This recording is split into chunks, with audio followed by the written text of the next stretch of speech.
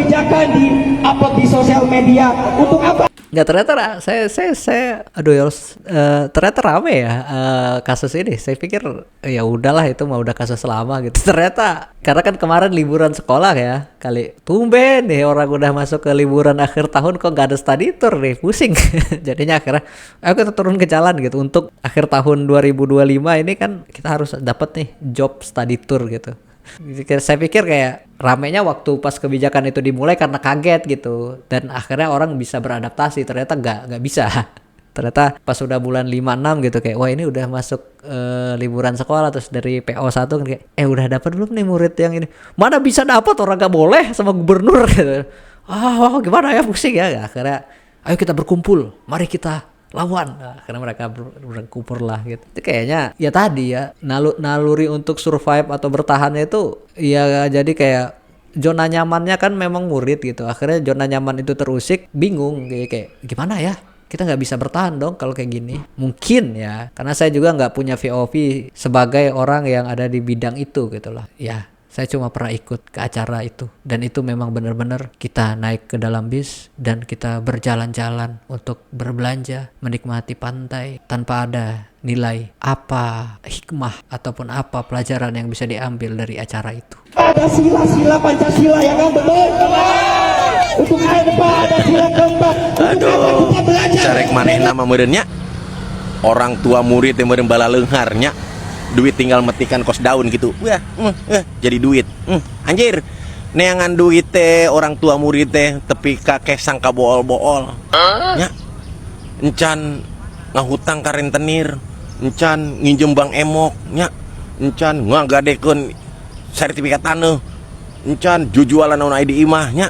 Coba bela naon, belan anak jeung study tour. Lah emang murah 50.000 100.000. Hah?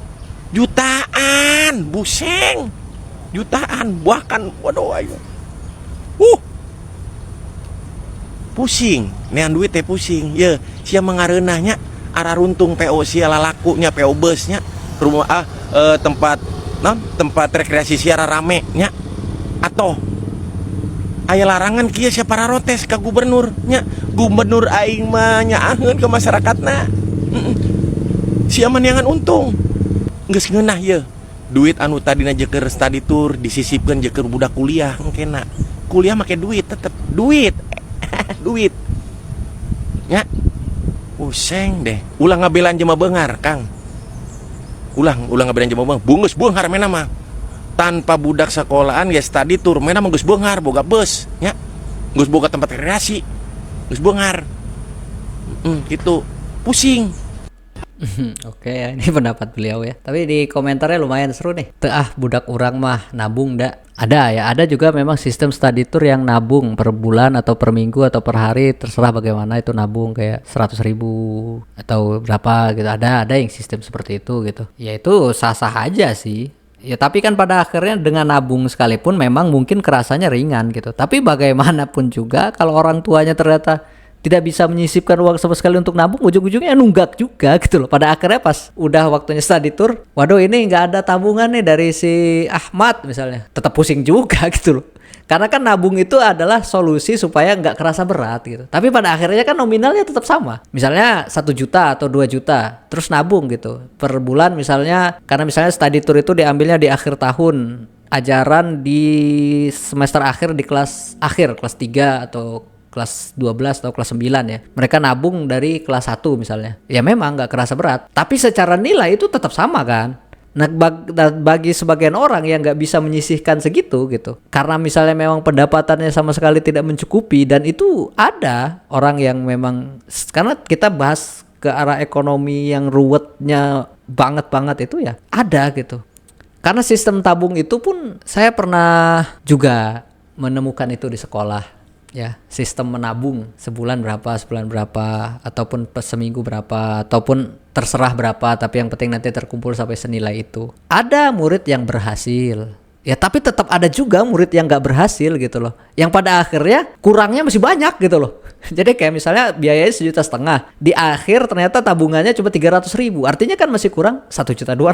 Nah, dikurang 1.200.000 itu tuh masih besar gitu loh. Bukannya dia nggak niat, ya memang adanya mungkin seminggu cuma 5.000 atau ini. Ya kita kan nggak tahu gitu loh. Jadi ya tetap pada akhirnya nabung itu kelihatannya akan terlihat kayaknya lebih ringan. Iya, tapi secara nominal itu akan sama gitu. Ya gitu. Jadi ya ini ya pendapat juga sih. Maksudnya ya ada, dan saya juga menyaksikan ada yang berhasil nabung itu ada gitu, ada yang berhasil menabung sampai dapat uang segitu, tapi banyak juga yang gagal, yang pada akhirnya tetap harus ditombokin lagi gitu, karena akhirnya nggak mencapai itu.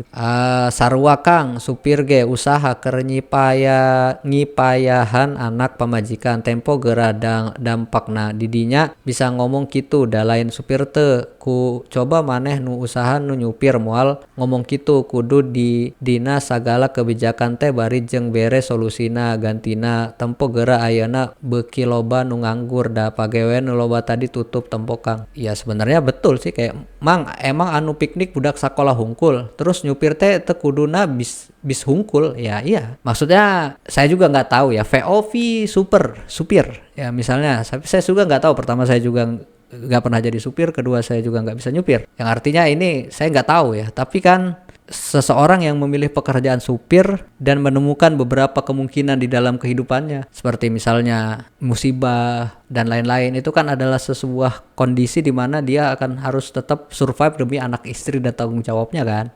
Misalnya ada supir bus larangan study tour, akhirnya dia tidak bisa mengangkut anak-anak study tour lagi di bus itu. Ya tapi betul kata Mbak Nisa ini nih, ada Mbak Nisa menyampaikan, emang anu piknik teh budak sekolah hungkul. Ya iyalah, yang piknik itu kan seharusnya enggak budak sekolah hungkul kan, ibu-ibu pengajian, bapak-bapak corporate gathering banyak kan. Tapi kenapa ya, maksudnya kayak saya tuh cuma ngerasanya tuh jadi kayak mikirnya kayak apa memang zona nyamannya di situ ya. Jadi kayak nyamannya memang di anak sekolah. Kita nggak usah repot, tinggal kontak gurunya, nego sama gurunya, dapat harga, dua-duanya untung, gasken. Akhirnya nyaman karena nggak susah-susah gitu. Kalau mau corporate gathering kan kita harus ngecek perusahaan, menawarkan perusahaan bahwa ini ada bus, kami mengoperasikan busnya nyaman, enak, bisa dibawa gini-gini, dan orang-orangnya pinter karena corporate gitu. Corporate kan orang-orangnya udah tua dan berpendidikannya udah ini kan gitu, kayak nanti gimana loh kalau busnya ternyata tidak sesuai gitu. Tapi kan kalau anak-anak AC-nya bocor juga ya anak-anak, kayak dia nggak mungkin kayak paling protes ke orang tuanya atau ke teman-temannya ngobrol gitu. Namanya anak-anak kan. AC bocor, tak kan itu termasuk gak nyaman kan gitu. Tapi namanya anak-anak kayak dia mungkin kayak mikirnya ya memang ini kan bus itu gitu loh. Jadi kayaknya mungkin ya lagi-lagi ini mungkin kenapa nggak menyasar pasar yang orang-orang tua, karena orang tua bisa mikir gitu. Jadi akhirnya agak susah gitu. Pelayanannya kan harusnya bener-bener gitu. Soalnya bus-bus yang umum aja yang ada kasus-kasus kayak kehilangan barang dan lain-lain atau barang rusak itu juga udah banyak catatan gitu, akhirnya ditinggalkan gitu, kayak oh jangan naik bus itu lagi deh. Soalnya ada kemarin yang naik kehilangan laptop, mana laptopnya buat skripsi lagi, udah skripsi akhir tiba-tiba laptopnya hilang. Ada yang ngomong lagi, oh iya itu udah kerjasama itu pihak bus sama copet malingnya. Jelek kan nama bus gitu. Karena apa ya? Karena yang diangkut ya orang-orang yang punya kuasa untuk protes. Kalau anak-anak kan kadang-kadang, apalagi anak-anak yang gitu, nggak apa-apa saya mah busnya juga gini, nggak apa-apa gitu. Kalau corporate kan mungkin, Pak ini kenapa Pak ini AC bocor, ribut kan, terus langsung ngeret, jangan lagi di bus ini gitu kali ya, nggak tahu juga sih saya. Tapi ya kalau kita ngelihat ke arah pandangan ini, rasanya kenapa kok bisa sebegitu jatuhnya gitu loh. Apakah memang itu tadi menggantungkan pengharapan kepada anak-anak sekolah? Ya kalau misalnya memang ke situ arahnya, ya pasti jatuh lah mau kayak manapun gitu. Ya nggak tahu ya saya juga sih kalau VOP dari supir mungkin karena memang supir itu kan hanya menyupir ya. Jadi pada akhirnya mereka ya, wah anak sekolah ini nih kita supirin gitu. Pada pas suatu hari, waduh nggak ada anak sekolah lagi nih, kita nyupirin siapa ya? Karena tidak ada gambaran selain anak sekolah, akhirnya tidak bisa berpikir bahwa siapa yang bisa disupirin ya. Nah akhirnya jatuh di situ. Jadi kayak udah hilang gitu. Kita nggak bisa ngapa-ngapain lagi nih gitu. Jadi kayak mau mikir kayak wah kita harus gandeng inilah ke searah ini. Itu nggak sampai lagi gitu karena memang udah bertahun-tahun anak sekolah itu udah menjadi komoditinya gitu. Mungkin itu kali yang menjadi arah permasalahan ini gitu. Ya tapi kata ibu Nisa ini juga terus nyupir teh kudu na bis hungkul gitu. Jadi pindah alih lah nyupir yang lain gitu kalau misalnya bis nggak menguntungkan lagi gitu.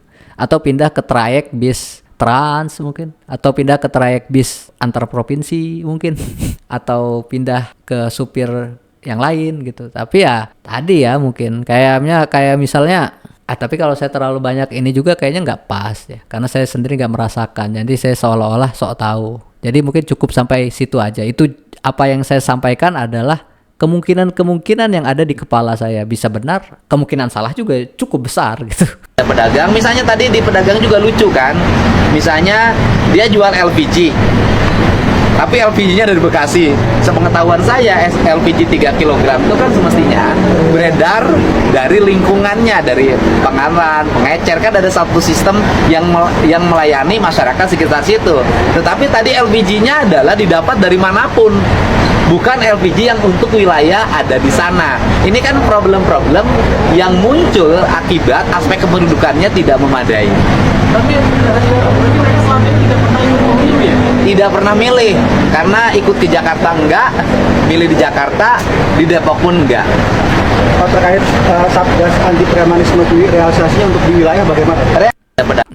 Buset, ini ada masalah gas LPG juga ya. Yang ya kan kalau nggak salah gas LPG 3 kilo itu didata ya. Jadi ada KTP kita. Kalau nggak salah ya, di wilayah saya juga ada tuh pendataan. Jadi setiap orang cuma boleh satu kalau nggak salah. Itu kalau nggak salah ya. Jadi dan sesuai dengan KTP-nya gitu. Kayak makanya jadi kayak kalau orang yang nggak punya jelas penduduknya ataupun itu mungkin jadi kayak oper-operannya nggak pas, maka jadi ada yang langka atau apa mungkin ya, tapi saya kurang paham sih. Mana Gubernur Jawa Barat? Pak, ini di Hambalang desanya bagus sekali Pak, sudah ada bangunan Pak, tinggal branding Pak. Waduh, ini susah nyontohnya ini Pak. Silakan Pak Gubernur, silakan Pak Gubernur. Baik Pak Presiden, kami laporkan bahwa di Jawa Barat itu desa kelurahan ada 5.957. Ini juga bahan koreksi ke depan, penduduknya 54 juta, tapi jumlah desa kelurahannya lebih kecil dibanding dengan Jawa Tengah dan Jawa Timur. Dan semuanya sudah ada koperasinya, dan seluruh pembiayaannya sudah lunas Pak, bekerja sama-sama provinsi, kabupaten, kota, dan desa. Kemudian di desa Hambalang ini, paling utama tadi saya mendapat respon dari masyarakat. Yang pertama adalah ada kepastian harga LPG, yang kedua ada kepastian harga pupuk, ketiga ada kepastian harga minyak goreng, beras, dan berbagai kebutuhan pokok lainnya, serta akses untuk mendapat layanan kesehatan, dokter umum di klinik, mudah-mudahan ke depan bisa ada dokter spesialis, itu relatif sudah tersedia dengan baik. Dan kemudian saya juga ucapkan terima kasih namanya KDMP Pak, karena KDM itu di Jawa Barat sudah populer Pak. Koperasi Desa Merah Putih, cuma sekarang ditambah P Pak, jadi lengkap. Asalnya KDM Kang Deddy Mulyadi tambah P jadi tambah Pak Prabowo Pak. Dan selanjutnya ini daerah ini bukan penghasil beras Pak, tapi penghasil singkong. Ini nanti ada penjelasan dari ketua koperasinya Pak. Terima kasih. Baik, silakan Pak Ketua Koperasi. Oh ya, ini ada Kelembagaan Koperasi Desa dan Kelurahan Merah Putih ya. Ya ini program ya. Tapi ya kayaknya videonya sampai sini dulu deh. Ternyata saya lumayan ngos-ngosan. Tapi ya terima kasih loh buat yang udah nonton sampai ke detik ini, nonton Martamis bersama saya yang ngoceh sana sini. Ya semoga ada manfaatnya, kurang lebih sedikit banyak. Kalau banyak salahnya itu udah jelas karena saya manusia yang semoga dimaafkan oleh manusia yang menonton video ini dan diampuni oleh Allah Subhanahu wa ta'ala. Subscribe, like, komen, dan share juga boleh. Saya Martamis pamit undur diri. Wassalamualaikum warahmatullahi wabarakatuh.